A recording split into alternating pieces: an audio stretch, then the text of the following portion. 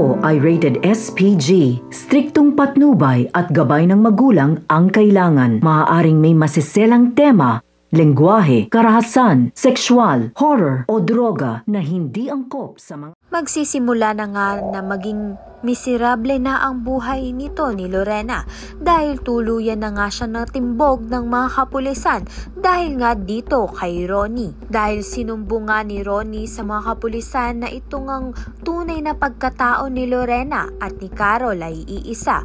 Kaya naman nga't dahil dito ay mabilis nga nilang nadakip itong si Lorena at nakulong na nga ito. Mabuti na nga lang.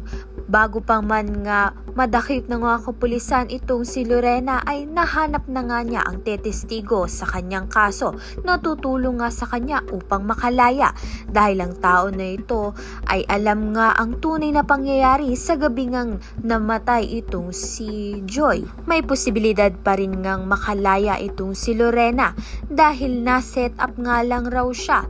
Subalit, patuloy pa rin ang idinidiin ni Ronnie na si Lorena nga o si Carol ang pumaslang nga dito sa asawa ni Wilfred na si Joy. Ngunit kahina-hinala naman nga talaga ang galaw nito ni Ronnie sapagkat mukha ngang siya ang pumaslang sa asawa ni Wilfred na si Joy. Kaya naman nga yan at iba pa ang dapat nating pakaabangan. Maraming salamat sa iyong panonood.